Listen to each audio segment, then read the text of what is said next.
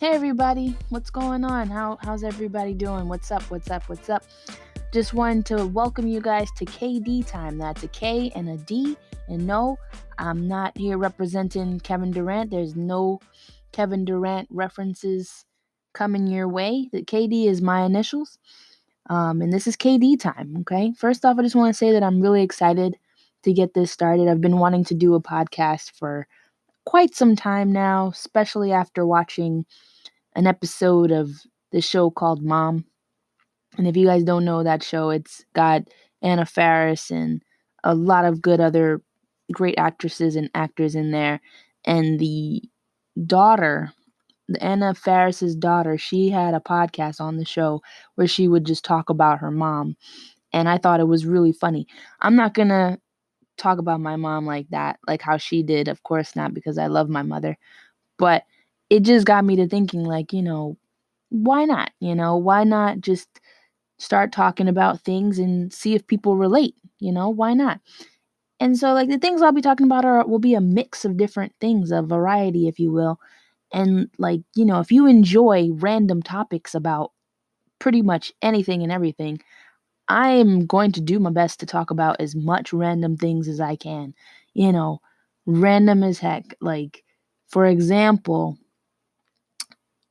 this you know this day, today, Thursday, will be the last day that I work at my job until Tuesday. And I'm really happy about that. Was that random? It was random for me to say it. It was the first thing that popped into my head. So, yeah, something like that. But this is my very, very first podcast. And I'm really excited about it. As you can tell, I'm really nervous because I haven't done anything like this before. So it's all new. It's all going to be interesting, and I just hope that you bear with me as I navigate during this wild time. And no, I didn't choose to do this podcast because we have the time to, hashtag thank you coronavirus. But no, I really just was thinking about how many times I decide to, do something, and then I put it off because something comes up. Time gets away from us, and for the most part, it's just sort of like always something. There's always something going on that stops you from doing something that you plan to do or you wanted to do.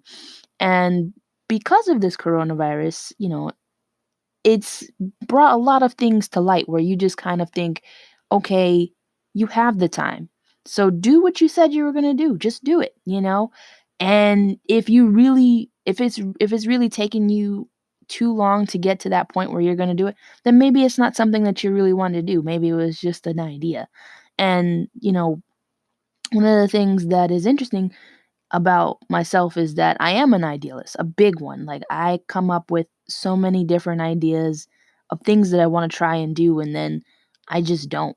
And, when the wave of YouTube videos was coming along, I actually wanted to create one. I started to create one. I was going to talk about TV shows and award shows and things like that. And then something happened. One of my friends, or, one of my old friends, because we're not as close anymore, they had told me, everybody's doing YouTube. Why are you going to do YouTube? It's not going to be worth it. And it took me off of the path to start a YouTube channel and to really let that career take me somewhere if it would. Because at the time, it wasn't very popular, but now YouTube has where you can see TV shows on YouTube, and you can see free movies on YouTube. Trust me, during this quarantine, I've seen a lot of free movies on YouTube just because I had nothing better to do, and I just decided to watch things. I've seen Pink Panther. I've seen that movie so many times before watching it on YouTube, but then it was on YouTube, and I was like, hey, why not? Or I watched something new, like Before You Go, and that movie was really nice. Like, I didn't expect the ending to go the way it did. I really didn't expect anything from that movie, but it was just like interesting. And it was created by Chris Evans, which is awesome because he's awesome and he's Captain America. Everyone knows that.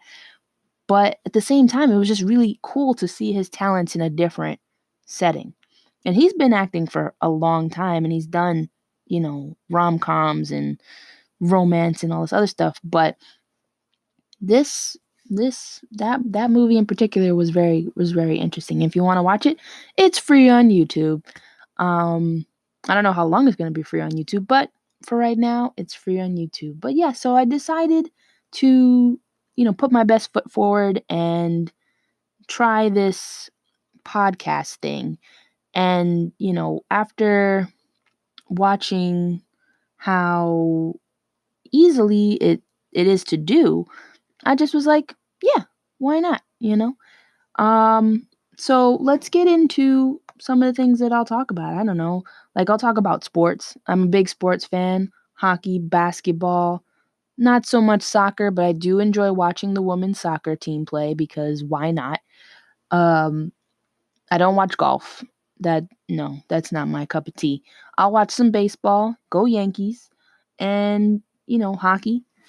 I think I said hockey already, but whatever. Like I like a lot of sports. So sports will be talked about.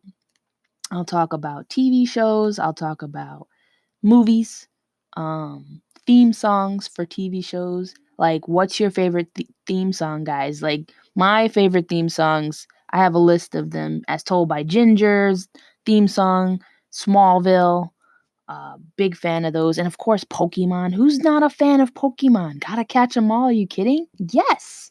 Yes. Phineas and Ferb. It's always a pleasure to listen to some of the songs, even the ones that don't have lyrics, like Recess or Rugrats. Like, those songs are just kind of like stuck in your head. Do do do do do do do do do do do.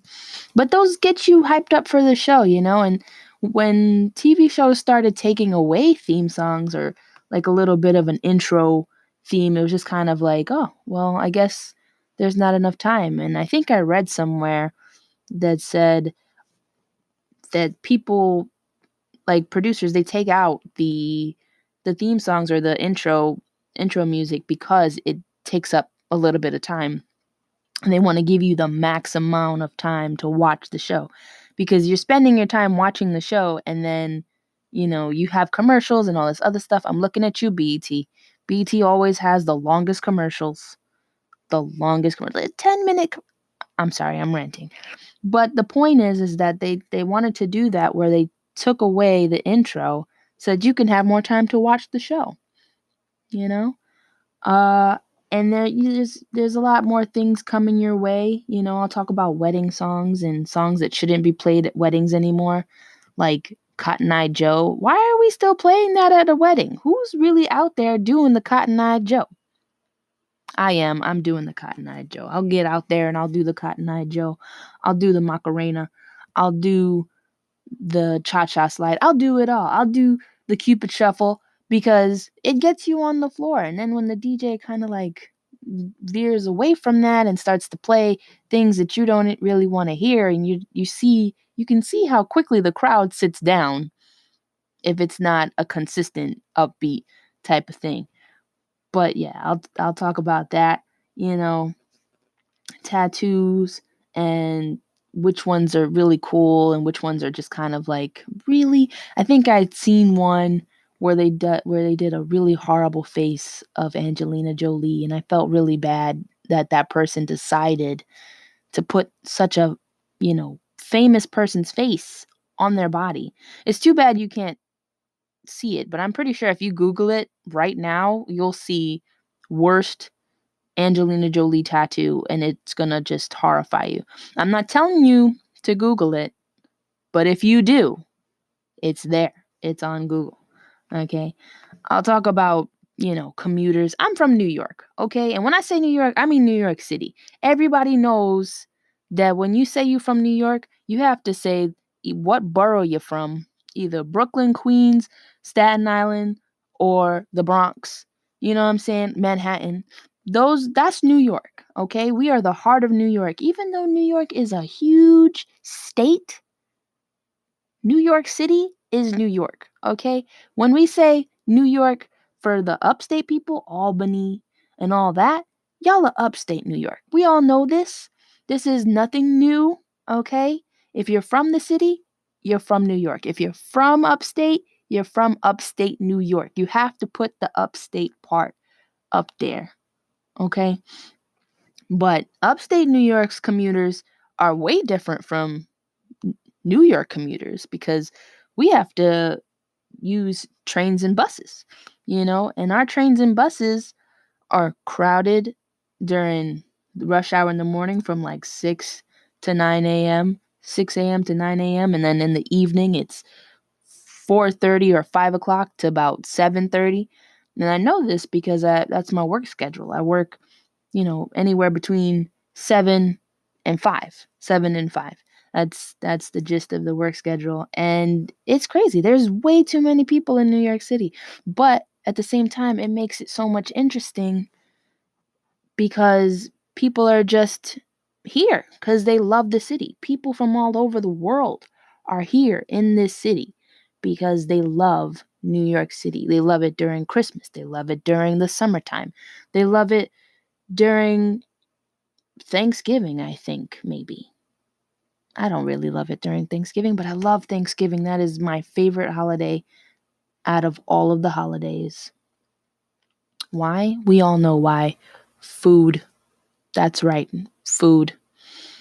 Food. My favorite Thanksgiving meal has to include mac and cheese, turkey, some chicken, maybe ham if I'm feeling zealous. It's got to have rice and peas. My uncle makes these amazing deviled eggs. Oh my gosh. Oh, thinking about it, thinking about it. Thanksgiving will be hard if we're still in this quarantine. I'm not gonna lie on that. I think at that point I'll throw my hands up and be like, nope, I need to be with people. I need to be with family. I need to have a big plate of food that I didn't make because that is what Thanksgiving is all about. It's about being with people and being with family and eating food that you didn't make. Amen?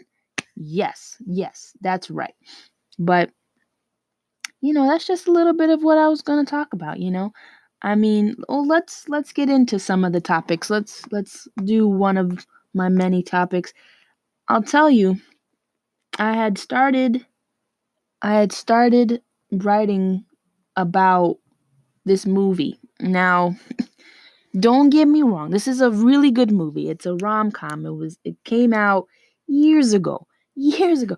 And I say years ago, I feel like years ago this was a long time ago, but it wasn't that long. It wasn't that long. It was 17 years ago, okay? And it came out in 2003, and I'm pretty sure most people have probably seen it by now. And if they haven't, that is completely okay. I am not telling you guys to watch this movie at all, but I'm saying that it came to my head and I was just kind of thinking about it. The movie is How to Lose a Guy in 10 Days. And why do I want to talk about this movie? I'll tell you. It's it's based on, which is funny because I didn't know this. It was based on a short cartoon book of the same name by a Michelle Alexander and Jenny Long. A Jenny Long. I'm sorry if I messed up your name. And it received a 42% from Rotten Tomatoes. Now, when I saw this movie, I don't remember seeing it in 2003. I don't even remember. I had to have been about preteen, 13 years old at that time. And I don't remember seeing it in theaters. I don't believe I got to see it in theaters, but I do remember watching the movie on TV at some point. And so it's pretty self-explanatory, all right? It's got Kate Hudson and Matthew McConaughey. Oh my gosh, bless his heart. His all right. Okay, he is a heartthrob walking. But this movie pretty much explains itself. It says, the title says How to Lose a Guy in 10 Days. And they they get into it. So like Kate Hudson's character, her character's name is Andy. She's a writer and for a magazine named Composure. Composure sounds like cosmopolitan, am I right? So, she's the quote unquote how to girl, and she spends some time writing different how to articles, like how to lose a guy in 10 days, obviously, how to maybe catch fish. I don't know what other topics she did. It's probably in the movie. I just haven't seen the movie in a long time, and I could watch it right now, and it might be on YouTube actually. No, I don't think so. Anyway, so it got a real following. Her how-to articles were really popular when she was writing them. And so she strives to do more. Like, she doesn't want to do a puffer piece anymore. She doesn't want to do how to. She wants to do serious articles, and I put quotation marks serious articles because ain't no way that you can do serious articles at a magazine company named Composure. You know what I'm saying? Like, you're not going to write about politics in Composure. Like, that's not what they're trying to promote here. They're trying to give the people a feel good reading. They're trying to do feel good readings. You know what I'm saying? And people don't really read magazines anymore either. And if you do, more power to you. Shout out to you, because magazines are still cool. I really just look at them for the pictures nowadays, or I'll read the Time magazine and skip to the back so I could see the different the undatables. The undatables are one of my favorite things to read, and some of the stories are wild crazy. Wild crazy. Like, I don't even understand how these people get on these things and then just talk trash as if it's not going to be read by a reader. Like, you really don't think that the person you went on a date with isn't going to read about what you said? The disrespect. Anyway, so back to the movie. And so her boss is basically like, we need a new piece from you. We need a new how to. What's it going to be? And so Andy, her best friend, her best friend just recently gets out of another relationship that ends so soon, and she decides to use the information to create the newest article, How to Lose a Guy in 10 Days. And so on the other side of things, we have Matthew McConaughey's character. His name is Ben. He's working at an advertising executive agency. Like, he wants to be an executive, and he's striving to produce a new diamond campaign. And so, his boss is asking him questions about romance. Why is his boss asking him questions about romance? I have no idea. But his boss is asking him questions about romance, to which Ben feels challenged. Of course, he's going to be like, wait a minute, like, I'm a cool dude, like, I date. Okay, I know a lot about romance. I know how to be romantic, right? And he's like, I can make any girl fall in love with me, any woman. All the women, every woman. That's basically Ben's character. He's like, yeah, I'm that good. I'll make anybody fall in love with me. And then his boss is like, oh yeah, bet. You gotta find a girl to fall in love with you by the time we get to the ball. The ball is really important. It's one of the biggest advertising gatherings for this particular company, and it's happening in, guess what? 10 days. Oh, how coinkadink. What a coincidence, right? So we have here Andy, who has to make a guy go out with her only so she can lose him in 10 days. And here we have the complete opposite.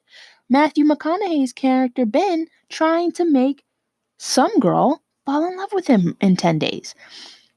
And of course, Ben's rivals, his work colleagues, they're both women, and they're just, upset. They're upset. So they're kind of like, all right, we're going to choose the girl that you fall in love with.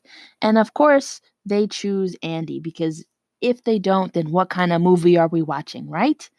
And so as an audience, we see what happens between the couple. Now, I brought up this movie because I just wanted to know, my one of my questions for any lady or a guy, you know, have you guys has anybody done anything like this? Has anybody watched the movie and done things to lose a guy, or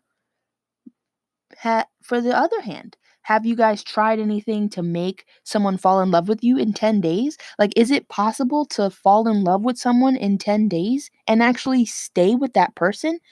Now, don't get me wrong. I read BuzzFeed just like the next person. And BuzzFeed sometimes has some pretty cool articles, but sometimes there's got some repeats and some, wacky stories that just don't seem plausible.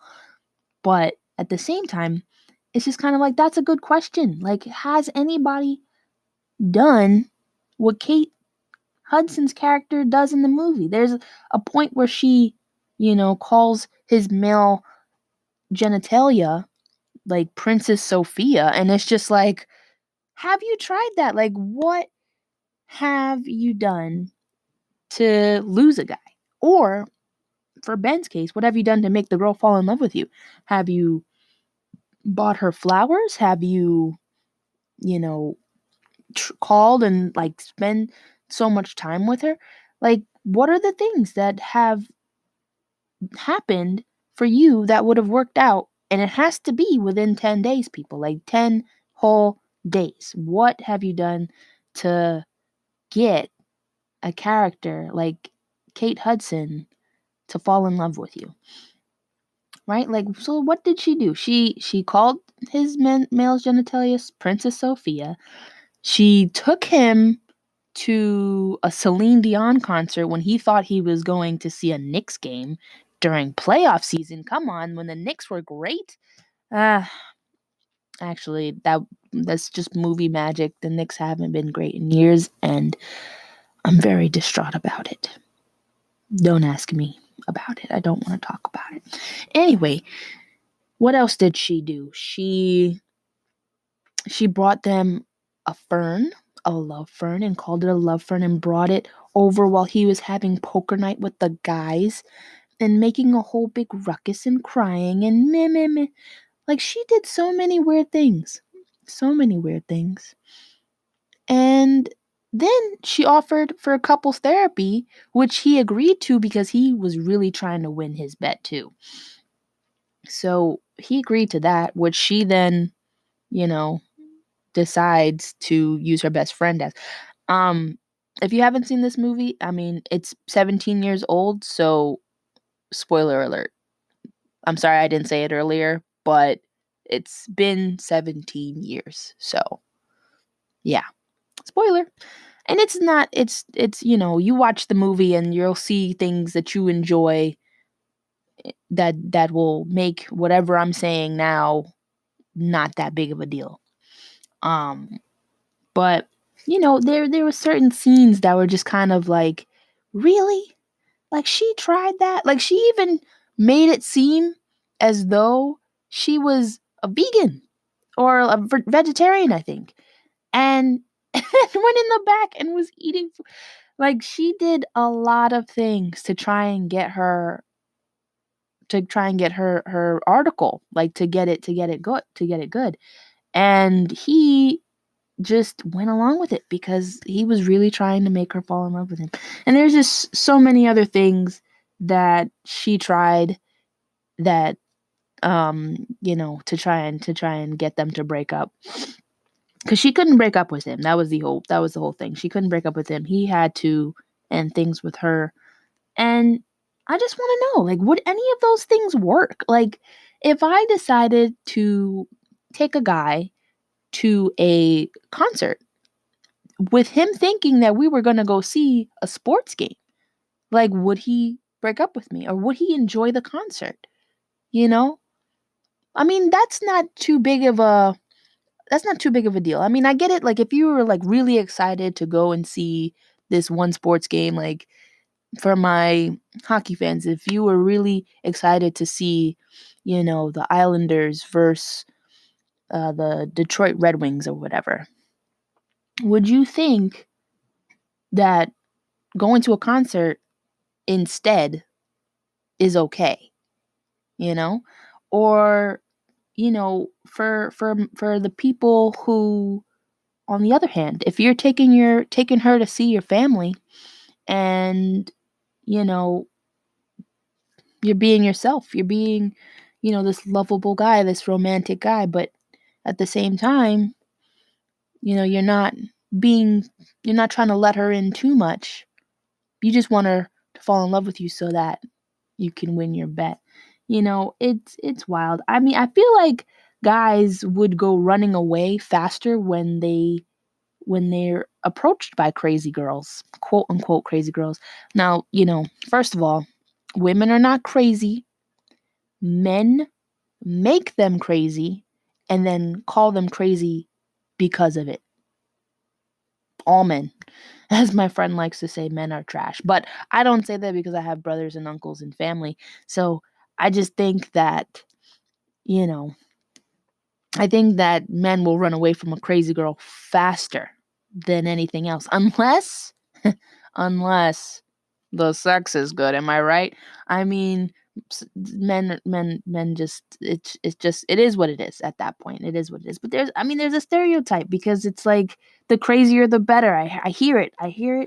And it's very interesting that pops up. But if anybody has any comments on that, or if they have anything that they want to bring to the table for the how to, like, let's be some how to's and tell me how you would do certain things, how you would make a girl fall in love with you or make a guy fall in love with you, or how you would try and lose them to see if you could. And if you have lost them, what'd you do to get them back if you could? Or did you tell them the truth and say, hey, I was just trying to see how far I can take you to see if you would still have me? And at that point, it's just kind of like, really? You did that? Why? Why? But yeah, that's the gist of what I'll be talking about. And I really want to hear your thoughts on the How To Girl and the how and the movie if you haven't seen it. Again, it's 17 years old, guys. We are in 2020. Regardless of what's going on outside, regardless of what's going on in the world, you have time to watch this movie. You have time to watch it. You have time to sit through this weird rom-com of a movie, and you have time to listen to this podcast and then tell me about it, Tell me about what you think. So, yeah. All right, this was cool. I really enjoyed talking, and I'm surprised that, I was able to do this without fumbling too much. uh well, yeah, that's it for this one, and I'll be back with some more. Stay tuned. Thanks.